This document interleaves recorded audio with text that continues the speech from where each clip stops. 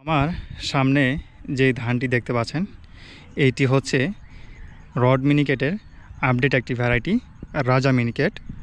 তো রাজা মিনিকেট আপনারা আমার ভিডিও যারা নিয়মিত দেখে আসতেছেন আপনারা হয়তো জানেন যে আমি অল্প কিছু পরিমাণ 100 থেকে 150 গ্রাম হবে আপনার বীজ ধান পেয়েছিলাম রাজা মিনিকেটের। তো সেটাই আমি বীজতলায় বীজ বপন করেছি এবং সেখান থেকে সুস্থ সবল চারাই এই জমিতে রোপণ করেছি অল্প একটু জায়গা। তো একটা একটা করে চারা দিয়ে কোনোরকমভাবে জমিটা ঢাকছি আর কি। চারা যেহেতু আমার অল্প কিছু চারা, তো কোনোরকমভাবে একটা করে চারা দিয়ে পাতলা পাতলি করে রোপণ করা হয়েছে।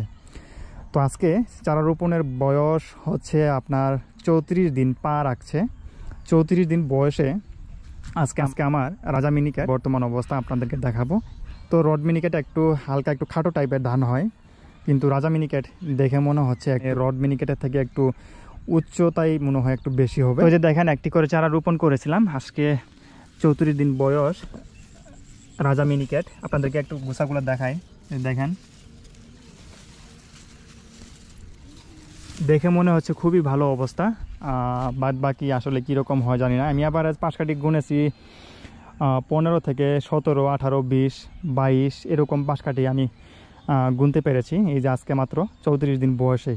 তো আমি আশা করতেছি এই যে 15, 20, 22 সর্বোচ্চ 25 কিছু কিছু হয়তো পাঁচ কাঠি থেকে আপনার ধান বের হবে। তো আমি যদি 2-3টা করে ধান দিয়ে যদি রোপণ করতে পারতাম, এতদিন জমি কোনো ফাঁকা কোনো জায়গা থাকতো না। এই যে দেখেন হালকা হালকা একটু ফাঁকা ফাঁকা জায়গা মনে হচ্ছে। আমি যদি 2-3টা করে চারা যদি দিতে পারতাম, আমার কাছে মনে হয় না এই জমি ফাঁকা থাকতো এতদিনে।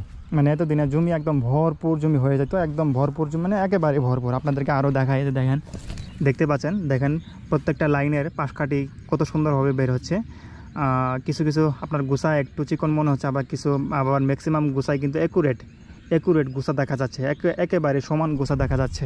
তো রাজা মিনিকেটের পাশেই হচ্ছে আমার ব্রি ধান 104। ব্রি ধান 104 নর্মালি আপনার বাসমতি এবং হচ্ছে সুগন্ধি টাইপের ধান।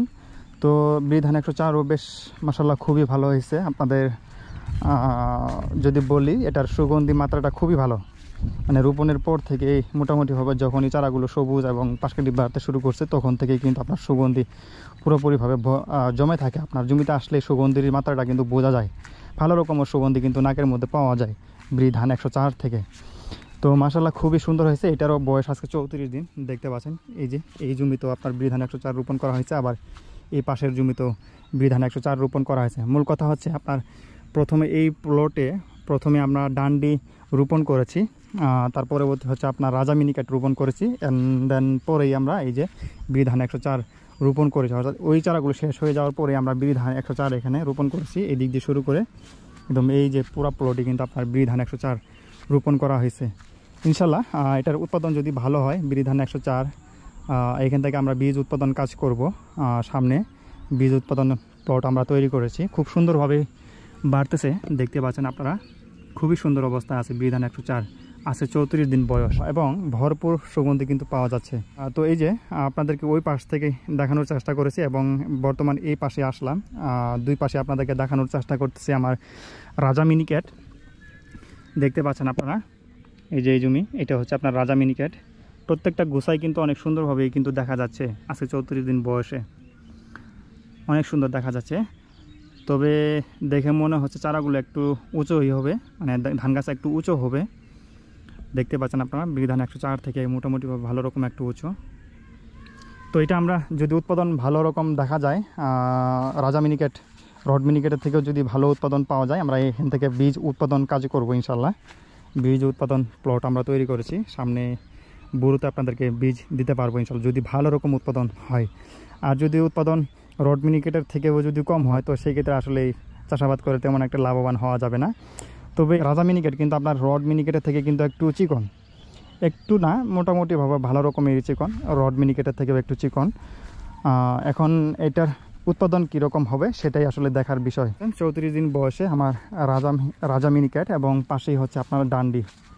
তো ডান্ডি দেখে মনে হচ্ছে আপনার রাজা মিনিকেটের থেকে একটু খাটো টাইপের হবে, হালকা, দুটোই সমান প্রায়। দেখতে পাচ্ছেন আপনারা এটা হচ্ছে রাজা মিনিকেট, আবার এই পাশেই হচ্ছে আপনার ডান্ডি। দুটোই প্রায় সেম দেখতে, তবে একটু আমার কাছে মনে হচ্ছে একটু খাটো টাইপের।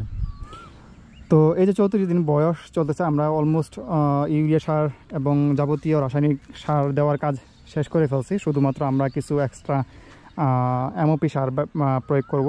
আগামী 4-5 দিনের মধ্যে হয়তো আমরা এক্সট্রা কিছু বিঘা প্রতি 7 থেকে 8 কেজি বা 10 কেজি হারে কিন্তু আমরা এমওপি সার প্রয়োগ করব। আর যদি এর মধ্যে আমাদের জমি যদি একটু হলুদ বর্ণ ধারণ করে, তো সেই ক্ষেত্রে হয়তো আমরা কিছু অন্য রাসায়নিক সার যেমন ড্যাপ সার অথবা টিএসপি অথবা ইউরিয়া সারও প্রয়োগ করা লাগতে পারে। যদি লাগে তো সেই ক্ষেত্রে আমরা প্রয়োগ করব। আর যদি না প্রয়োজন হয় তবে আমরা শুধুমাত্র এমওপি সার প্রয়োগ করব। তো এই পর্যন্ত আমরা কীটনাশক ব্যবহার করেছিলাম একবার, তবে জায়গায় জায়গায় মাজরা উপদ্রব আছে। ইনশাল্লাহ আমরা 40 দিন বা 45 দিনের মধ্যে ভালো মানের একটা কীটনাশক ব্যবহার করে দিব। হতে পারে সেটা ইনসিপিও অথবা হতে পারে ভায়াগো অথবা হতে পারে বেল এক্সপার্ট বা রেড কার্ড, এমগোল, যে কোনো ধরনের একটা কীটনাশক আমরা এখানে প্রয়োগ করে দেবো। আপনারা চাইলে এই ধরনের কীটনাশক কিন্তু আপনারাও প্রয়োগ করতে পারেন যদি আপনারা 100% মাজরা মুক্ত করতে চান। এবং পাশাপাশি যখন আমাদের এইটার বয়স 45 দিন বা 50 দিন হবে, তখন আমরা ভালো মানের একটা ছত্রাকনাশক ব্যবহার করে দেব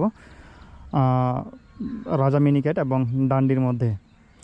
তো যাই হোক, সর্বশেষ 34 দিন বয়সে আমার রাজা মিনিকেট এই অবস্থা আছে। আপনাদেরকে ইনশাল্লাহ সামনে আপডেট দিব এটার উৎপাদন, এটার চাষাবাদ সম্পর্কে এবং এটার সার ব্যবস্থাপনা সঙ্গে কীটনাশক ব্যবস্থাপনা সব কিছু আপনাদেরকে আপডেট দেবো ইনশাআল্লাহ।